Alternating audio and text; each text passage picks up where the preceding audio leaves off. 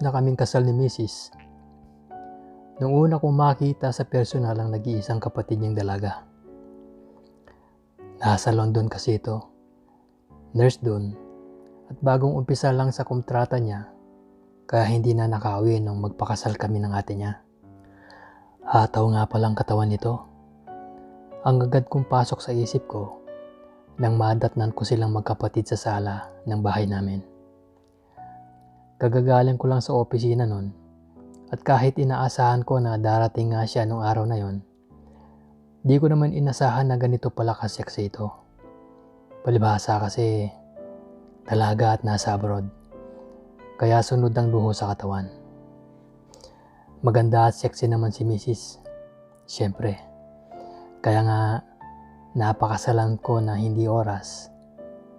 Kasi sayang kung sa iba pa mapupunta. Saka bigay todo rin sa kama.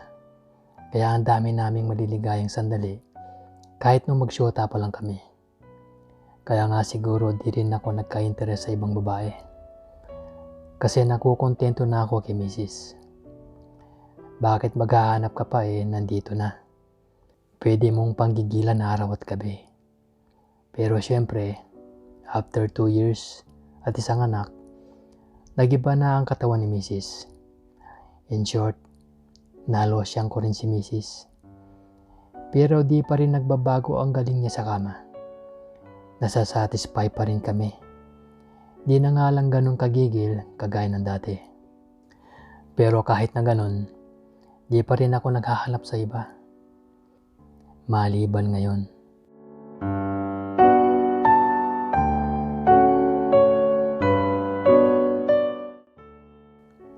Ibang init ng katawan ang nararamdaman ko nang iabot niya ang kanyang kamay para bumati sabay ngiti. Labas ang pantay-pantay niyang ngipin sa kanyang manipis na labi. Hi kuya, nagkita rin tayo. Ang sabi niya sabay sagot ko rin siyempre ng oo nga, buti naman nakadalaw ka rin sa amin. Ang lambot ng palad niya. Makinis ang balat. At napansin kong medyo balbon sa braso.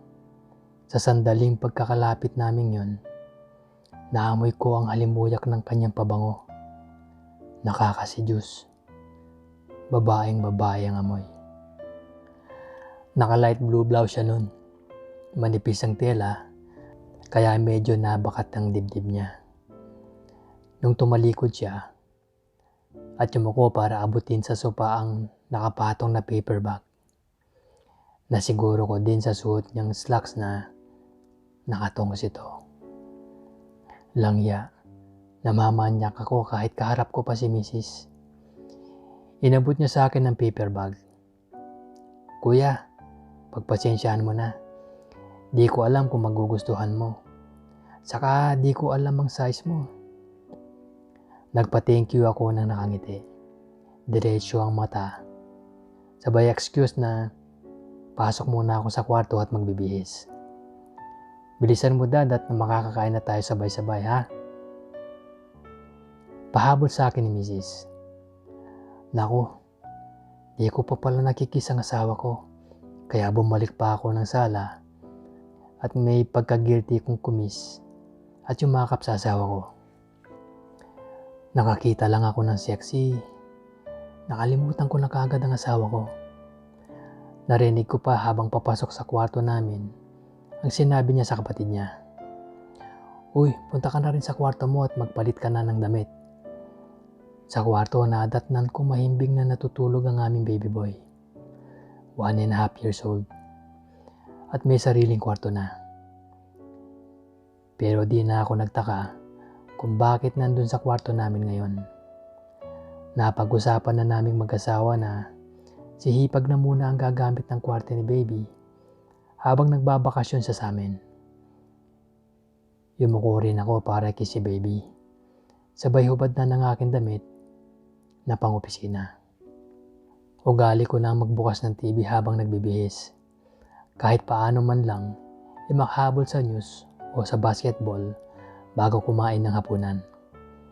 Pero pag switch on ka ng remote, bumungad sa akin ng kwarto ni baby.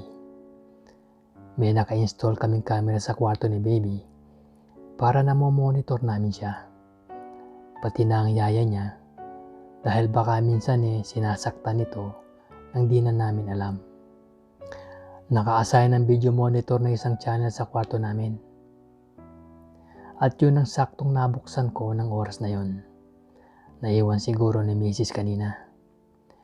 Napatigil ako sa paghuhubad at napalunok na makita kong sakto ring pumasok si Hipag sa may kabilang kwarto para magbihis. Agad may pumasok na kapilyuhan sa isip ko. Pag sinuswerte ka nga naman, akalain ko bang may iba pang magandang bunga itong kamerang ito. Hindi umalis ang mata ko sa TV habang pasimpleng nilapitan ko ang pinto ng kwarto namin para silipin kung nasaan si Mrs. Ayun, nasa kusina pala at minamanduhan ng maid namin habang naghahanda ng hapunan. Siguradong di na ito papasok sa kwarto namin kasi ugali na niyang nandun sa kusina hanggang makahain ng hapunan. Sanay na rin siyang kakatukin na lang ako sa kwarto at tatawagin para kumain pag ganun galing ako sa trabaho. Pero para sigurado, inilak ko pa rin ang pinto sabay harap sa TV.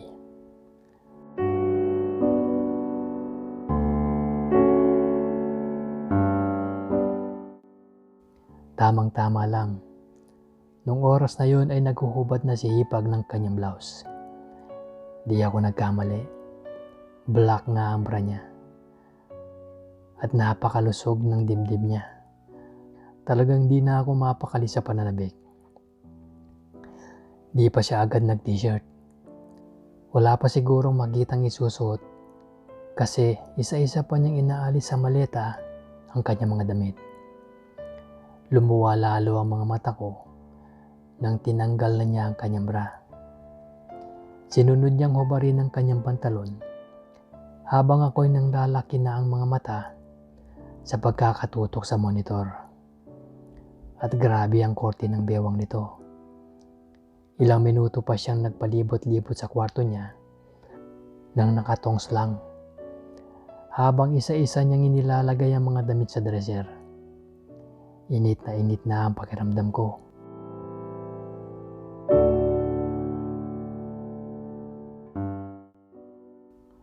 Pagkatapos ng ginagawa niya, akala ko ay magbibihis na. Pero nahiga muna siya sa kama. Ang camera namin ay sikretong naka-install sa loob ng kisame. Nakatutok mismo mula sa may kama. Pero mula doon, ay kitang-kita ko ang buong hugis ng katawan niya. Nakaharap din siyempre ang bulaklak niyang natatakpan pa ng kapirasong tela. Nakapikit si Hipag at nakataas ang dalawang braso sa may ulunan niya, kaya ang dibdib niya ay lalong gumanda ang pagkakatayo sa pwesto niya. Di ko na yata makakaya to. Tung oras na yun gusto ko nang putukan sa sobrang init na nararamdaman.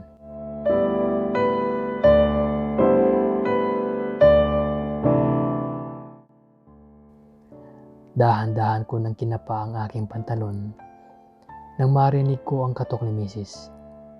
Dad, halika na at kakain na tayo. Natarantang di ko malaman ang uunahin kung bubuksan ng pinto o papatayin ng TV. Kaya sumagot na lang ako na susunod na ako. Naramdaman kong pumunta naman siya sa kwarto ng kapatid niya. Sa monitor nakita ko pang bumalikwa si Hipag sa pagkakahiga. Inilipat ko muna ng ibang channel ang TV para hindi makahalata si Mrs. kung sakali. Sabay dali-daling nagpalit ng pambahay. Nakaturo pa si Manoy nang hubarin ko ang pantalon ko at ramdam ko ang puson ko habang nagsusuot ng shorts. Nakaupo na kami ni Mrs. sa dining room nang lumapit si Hipag para sumalo sa amin. Para naman akong aatakihin sa kabog ng dibdib ko pagkakita ko sa kanya. Automatic din na pumitik-pitik si Manoy sa loob ng shorts ko. Sariwang-sariwa pa sa isip ko ang napanood ko. Uminom agad ako ng tubig para kumalma at nag-aktong natural na lang. Naka-duster lang siya at halata akong walang bra. Nakangiti siya habang namibilog ang mga mata sa pagsabing, "Wow, ang sarap naman ng ulam." Ngayon lang ulit ako makakatikim ng totoong sinigang na baboy. Sa pagkakangiti niya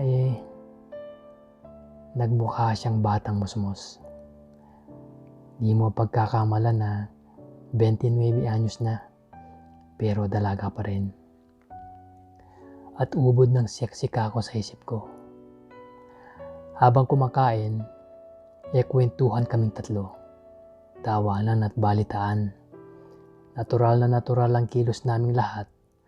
Samantalang sa likod ng isip ko, ay di mawala-wala ang magandang palabas kanina.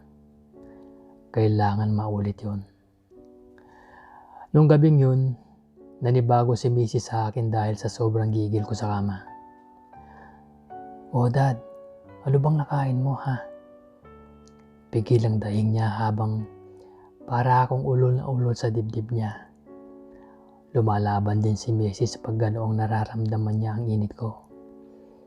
Kahit di ko sabihin, kusa na rin siyang pumapaibabaw sa akin. Maihinit na hinalikan ng mga tenga ko at liig pababa sa aking dibdib. Talagang nagdidelirio na ako noon, lalo na nang dumako pa siya sa bukol ko.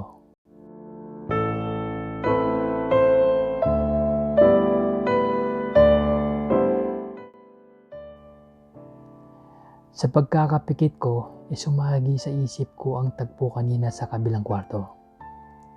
Si Hipag.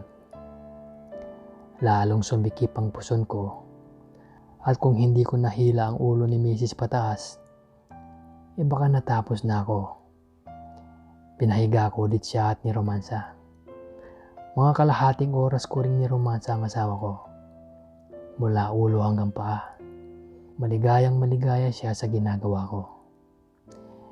Ilang posisyon din ang nagawa namin ni Mrs. bago kami sabay na pinutukan. Latang-lata kami pareho.